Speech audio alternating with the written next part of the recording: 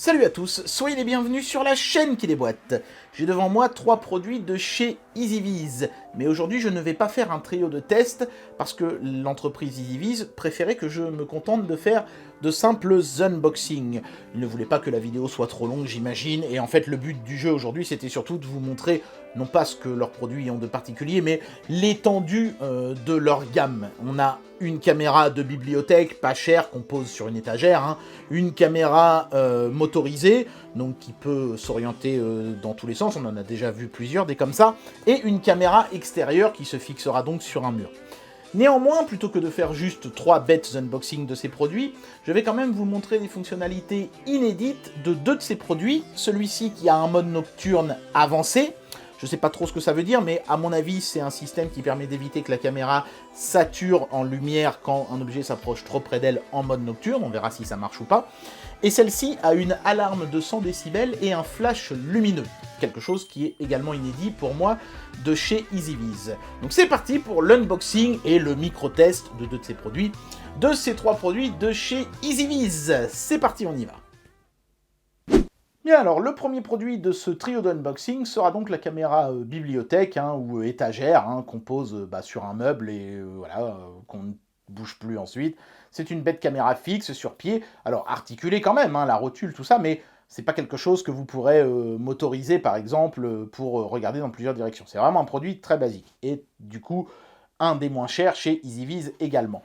C'est très basique, ça tourne en 720p, et puis bon, il y a quand même un mode nocturne infrarouge, il y a tout ce qu'il faut pour que ça marche jour et nuit, mais c'est le strict minimum. La référence, c'est TQ2C. Ce serait peut-être pas mal, messieurs de chez EasyViz, de réfléchir à des petits noms, peut-être, pour vos caméras, parce que ça, personne mémorisera.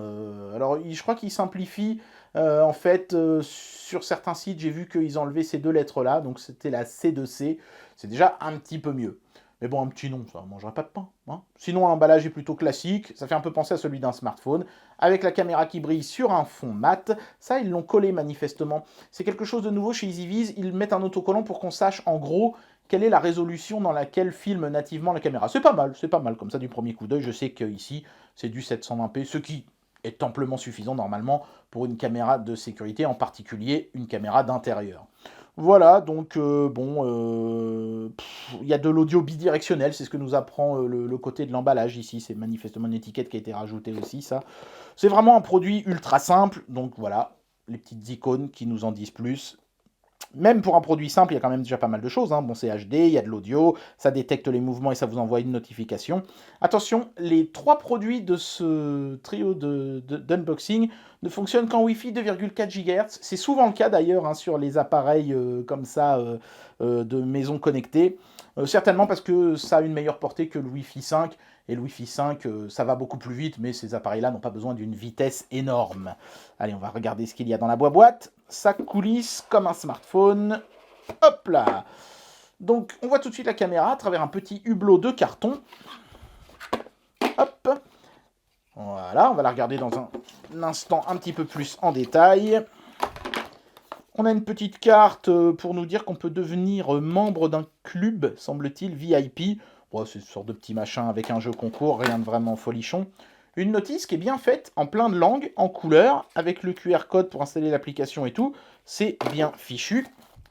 Un long câble micro USB. Bon, ça c'est bien parce que si vous la mettez en haut d'une commode, ce sera bien d'avoir un câble suffisamment long. Un petit adaptateur secteur, hop là, de chez EasyViz, logoté, il est magnifique, il est très joli. Il y a plein de petites protections dessus qui collent partout. Voilà. Bon, j'ai même pas tout enlevé, il y en a encore là. Oui, bon, c'est pas grave, vous voyez bien à quoi il ressemble. Vous voulez que j'enlève? Ah là là, ces vidéos unboxing, je vous jure, faut tout enlever. Hop là, non, il y en a encore là. Ouais, bon, c'est bon, ça ira comme ça. Voilà. On a l'habitude de ce chargeur parce qu'on l'a déjà vu sur plusieurs autres caméras. Il est pas mal, et puis vous pouvez en servir pour charger autre chose, il est tout à fait générique. Et puis, petite surprise, il y a des petits disques comme ça dans le fond, donc celui-ci qui est en fait un adhésif double face, mais celui-ci qui est plus intéressant parce que c'est une plaque métallique. Il y a une protection aussi dessus, décidément. Puis alors celle-là, elle est bien chiante à enlever. Bon, c'est une plaque métallique, croyez-moi sur parole. Pourquoi? Parce que le fond de la caméra est magnétique. Alors cette caméra a beau être un des modèles premier prix de chez EasyViz, la qualité n'a néanmoins pas été rabiotée puisqu'on a un beau plastique, vraiment sympa, un blanc laqué brillant comme ça, avec des petites impressions bicolores sympatoches, le petit logo EasyViz sur le devant ici, donc le haut-parleur pour le bidirectionnel, le micro, je sais pas où il est, c'est peut-être lui, hein, oui je crois que c'est ça le micro. Ici on a le voyant de fonctionnement et là c'est le projecteur infrarouge pour faire fonctionner la caméra la nuit. Il y a un petit truc qui protège l'objectif, mais tout est très très bien protégé chez EasyViz. Le petit bouton de reset se trouve ici, c'est ici qu'on viendra mettre la carte micro SD qui n'est pas fournie, et vous avez le câble de recharge qui est astucieusement au fond d'un petit trou ici, comme ça en fait on le voit beaucoup moins que si c'était droit derrière. J'aime bien, on peut le faire glisser entre guillemets hein, le long du socle et ça permet de le voir le moins possible sur votre étagère ou votre meuble. Et donc ici vous pouvez voir la fameuse rotule et on voit bien qu'on peut vraiment orienter la caméra comme on veut, la faire pivoter. En fait ça c'est juste le pied, toute l'électronique se trouve là. La seule chose qu'il y a dans le pied c'est un aimant pour la petite plaque métallique. Ou alors si vous voulez coller cette caméra sur votre frigo, ma foi pourquoi pas. Enfin voilà, petite caméra simple mais quali. On passe au produit suivant. Le deuxième produit a la plus grande boîte de ce trio d'unboxing, mais on est sur une caméra extérieure cette fois-ci, ce qui explique qu'il y a plus de choses, parce que les câbles pour l'extérieur sont en général plus gros pour mieux résister, notamment aux intempéries. Toujours un nom à coucher dehors, hein, la CTQ3W. On voit ici que ça va être une caméra en Wi-Fi, mais il faudra néanmoins quand même passer un câble dans votre mur pour l'alimenter en énergie, parce que ça ne fonctionne pas avec du micro USB ou des choses comme ça, donc vous ne pouvez pas par exemple utiliser un panneau solaire, ça c'est un petit peu dommage. Ensuite, on voit que c'est une caméra 720p, celle-ci n'est pas très chère non plus, hein, donc EasyViz y a été mollo, on va dire, sur la technologie embarquée. Il y a néanmoins une fonction qu'on va tester ensemble aujourd'hui, c'est la fonction alarme avec flash lumineux. J'ai jamais vu ça, moi, personnellement, sur une caméra IP.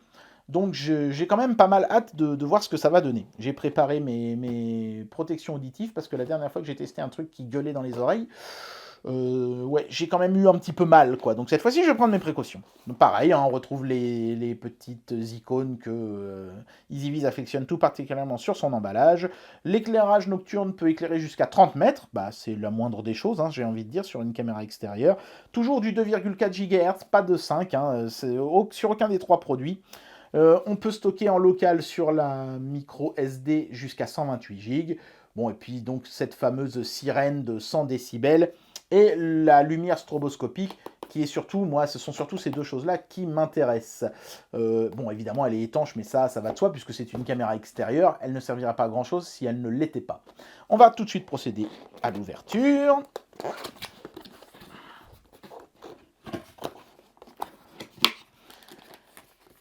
Ici, on a un template, c'est-à-dire quelque chose qu'on colle par exemple au plafond ou au mur. Ça sert à savoir où est-ce qu'il faut faire les trous pour venir placer ensuite le socle de la caméra. C'est utile, hein, parce que évidemment, comme c'est une caméra qui est fixée obligatoirement dans un mur ou un plafond, bah, obligatoirement, vous serez obligé de percer des trous pour que ça tienne. Encore cette petite carte de membre. Ici, la petite notice, toujours la même chose, super bien faite, en couleur, traduite en français avec soin. Le QR code pour télécharger l'application. Ici, on a toute une batterie d'accessoires. D'ailleurs, il y en a qui ne sont pas dans le carton aussi. Qu'est-ce que c'est ça? Ah bah voilà, ça, ce sont les vis et les chevilles pour tout fixer dans le mur. Donc ça va être quoi? L'adaptateur secteur. Il y a des chances. Oui. C'est ça. Donc, vu la tronche, ça doit être un 12 volts. Qu'est-ce qu'ils nous disent là-dessus? Ouais, 12 volts. 12 volts 1 ampère. Voilà, c'est marqué là. Je ne sais pas si je vais réussir à faire le point dessus. Oui, voilà. 12 volts 1 ampère. Donc avec cette fameuse prise ronde. C'est pour ça que je vous disais que vous ne pouviez pas relier un panneau solaire dessus. Dommage. Et la caméra en elle-même... Ah non, attendez, il y a encore ça là. Où ça, ce sont des éléments pour la rotule. Ok. La caméra en elle-même. Hop là. Et elle est lourde, hein. Et c'est de la ferraille. Donc ça c'est bien parce que ça résistera mieux au vandalisme. C'est bien protégé ici, parfait. Donc j'imagine que la lumière stroboscopique ce sont ces bandes ici, à moins que ça ce soit les projecteurs infrarouges. Non, je pense que les projecteurs infrarouges ça doit plutôt être les deux LED qui se trouvent de chaque côté ici. Et ça doit être la fameuse alarme stroboscopique, on verra dans un instant. Quant au haut-parleur, ce serait ça? Il y a vraiment 100 dB qui vont sortir par ce petit machin là? Bon, ok, pourquoi pas. Et la trappe pour mettre la micro SD et pour faire le reset de la caméra est derrière des vis. Bah oui, ça évite que le cambrioleur puisse facilement accéder à la trappe et resetter votre caméra, ce qui serait quand même ballot. Ou vous piquez la carte avec les fichiers vidéo dedans. Bon, s'il vient avec un tournevis, il pourra le faire quand même, hein, néanmoins. Et donc la rotule, qui est une bonne grosse rotule en ferraille, avec l'élément de visserie qui lui est en plastique, mais c'est super bien fait. Et vous voyez que la boule est crantée, et ça c'est pour que vous ressentiez un petit peu comme des crans quand vous réglez la caméra, ce qui vous permet de vraiment d'avoir l'angle qui vous plaît le mieux. Bon, c'est d'une conception assez classique, hein, néanmoins.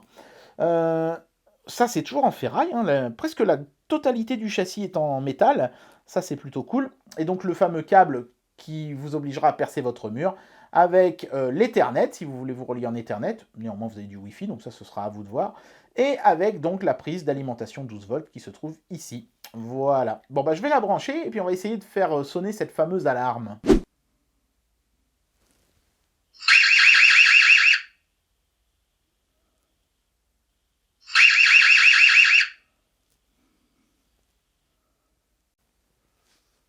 Voilà, donc comme vous pouvez le constater, l'alarme est quand même puissante, c'est vrai, hein, 100 décibels, ça s'entend quand même bien. Et puis on voit ce fameux flash lumineux, c'est pas trop mal. Par contre, ce qui est un petit peu dommage, c'est que ça ne sonne que 2 fois. En fait, à chaque fois que quelqu'un va passer devant, ça va sonner 2 fois. Donc si le gars passe 10 fois devant, ça va sonner 20 fois. Mais si le gars passe juste une fois devant et ensuite explore les autres pièces, ça n'aura sonné que 2 fois. Pas de quoi alarmer les voisins. C'est dommage que cette petite fonctionnalité-là ne soit pas paramétrable. C'est souvent au niveau logiciel qu'il manque des petites choses, hein, chez EasyViz. C'est dommage parce que le hardware, lui, il est vraiment nickel. Allez, on passe à l'objet suivant. Dernier objet de ce trio d'unboxing, la caméra C6N. Tiens, ça y est, ils ont commencé à simplifier les noms. Celle-ci est clairement la plus sophistiquée des trois puisqu'elle filme en 1080p. Et puis bien sûr, elle est motorisée, donc il y a davantage d'électronique à l'intérieur par rapport aux deux autres. Pas de système d'alarme et de flash sur celle-ci, mais un mode nocturne avancé. Ici, c'est marqué Smart Night Vision. Donc on va simplement déboîter ce produit, et puis on regardera cette fameuse fonction nocturne en dernier lieu. C'est parti. Bon, même chose pour l'emballage que les autres, hein, les petites icônes sur le côté qui donnent les différentes fonctions. Donc évidemment, ils insistent en tout premier lieu sur cette fameuse vision nocturne intelligente. Le reste, c'est tout à fait classique, hein, j'ai envie de dire, rien de vraiment folichon. Ça s'ouvre cette fois-ci vraiment d'une manière très banale, voilà, sur le dessus comme ça. Il y a une première petite boîte avec les accessoires, toujours leur petite carte de garantie. Toujours le manuel avec des belles petites illustrations, couleurs et tout. EasyViz met vraiment un point d'honneur à avoir des belles petites notices comme ça. Ici, la caméra en elle-même. Il y a sûrement un truc qui protège l'objectif, les connaissants. Oui, il est collé là, il est bien collé. Hein. Wow. Allez, viens par là, toi. Voilà. Ça colle bien au doigt aussi. Hein. Voilà, donc bon, bah, c'est une caméra motorisée. Hein. C'est un design qui est assez classique. Chez EasyViz, ils aiment bien mettre des petites oreilles à leur caméra, j'ai remarqué. Moi, au début, je pensais que c'était pour faire tenir les moteurs. Vous savez, comme l'axe des deux moteurs, enfin, ou du moteur, doit se situer à peu près ici. Mais en fait, non, hein, c'est purement esthétique. Même si c'est vrai que le moteur se trouve juste derrière. Ici, on voit bien le système d'encoche pour clipser la caméra au plafond ou au mur, une fois qu'on a vissé la plaque de plastique qui est fournie. Bonne nouvelle, en plus du Wi-Fi, on a de l'Ethernet sur ce modèle-ci, le haut-parleur pour leur fameux système audio bidirectionnel, et puis bon, bah, vous avez les LED infrarouges devant, etc. C'est dans le bas ici qu'on mettra la micro SD et qu'on a le petit bouton de reset, donc il est un petit peu caché. Et voilà, c'est tout, on n'a rien d'autre, tout le reste est dans la petite boîte qui se trouve ici. Voilà, donc encore une fois, un gabarit pour percer des trous dans le mur. La fameuse plaque qui vient se clipser en dessous ici. Les vis et les chevilles pour fixer le tout dans votre mur. Le petit adaptateur, tiens, c'est pas le même cette fois-ci, étonnant. Pourquoi ça? 5 volts 1 ampère, il a pourtant rien d'exceptionnel. Il n'est pas logoté EasyViz. Hein, ils ont eu un petit problème dans la production de leur chargeur, ils ont été obligés d'en mettre un autre. Bon, ça peut arriver, hein, c'est bizarre. Hein, moi, je trouvais que celui de l'autre caméra était plus joli. Hein, enfin, je pense que vous aussi. Puis il était logoté, surtout là, ça fait un peu matos générique. De qualité, hein, néanmoins. Hein, j'ai quand même quelque chose en main qui m'inspire confiance, mais c'est bizarre. Après, voilà, hein, s'ils ont eu un petit souci de production à l'usine, pour pas ralentir la sortie des produits, ils mettent un adaptateur générique, du moment qu'il est de qualité, moi ça me pose pas de problème. Hein. Le même câble micro USB que sur les autres caméras, bien long comme il faut et tout. Et je crois que c'est tout, hein, on a fait le tour. Ouais, c'est ça, voilà. Donc, eh ben écoutez, on va tester ce fameux mode nocturne, on y va.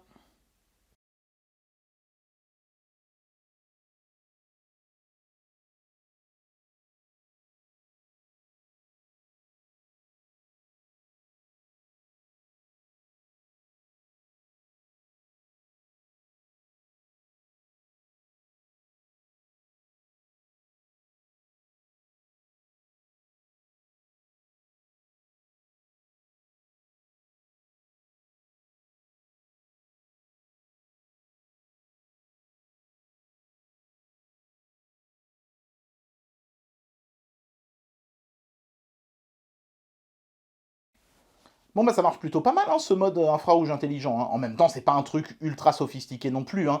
C'est simplement que, vous voyez, quand un objet se rapproche trop près d'un éclairage infrarouge, la lumière infrarouge qui rebondit dessus pour être captée par la caméra est en trop grande quantité, et la caméra a tendance à ne plus rien voir et à afficher des gros halos blancs autour des objets qui se trouvent trop proches de l'objectif. Du coup, là, ce qui se passe, c'est que quand un objet se rapproche vraiment de l'objectif trop, la luminosité des LED infrarouges baisse, tout simplement, pour que l'objet reste net, même en étant très près. Et dès que je retire ma main, les LED se remettent à pleine puissance pour pouvoir filmer les objets qui se trouvent un peu plus loin. C'est tout bête, mais au moins c'est fonctionnel. Je trouve ça limite plus intéressant que l'alarme qui ne sonne que 2 fois de la précédente caméra. Bon, même si c'était juste un ajustement logiciel à faire, rien ne dit que EasyViz le fera. Donc ouais, plus séduit par cette caméra que par la précédente. J'en arrive à la conclusion de cette vidéo et je vais donner mon avis sur ces 3 produits. Bon, la première caméra, une caméra bibliothèque toute bête qui fait le taf. Je ne l'ai pas testée, hein, je l'ai fait hors caméra, elle marche très bien. La qualité d'image est tout à fait satisfaisante. C'est du EasyViz, qualité et prix sont au rendez-vous, il n'y a pas de problème. La deuxième caméra, enfin, c'est pas, je vous les montre pas dans l'ordre où je les ai testés, mais la deuxième caméra, avec son système infrarouge intelligent, amène un petit plus par rapport à celle que j'avais déjà testée chez EasyViz. Mais sinon, à part ça, c'est du EasyViz, hein, du grand classique. Ça marche super bien, l'application mobile est bien faite, à un petit détail près. Et puis, cette caméra-ci, si j'aurais bien aimé que l'alarme dure un petit peu plus longtemps, voire même soit permanente jusqu'à ce que l'utilisateur la stoppe avec l'appli, ou qu'elle dure au moins un temps qu'on puisse paramétrer, genre 3 minutes, 5 minutes, etc. Bon, force est de reconnaître qu'elle aussi est très efficace, fonctionne parfaitement bien, l'application mobile fait un excellent travail, aucun problème.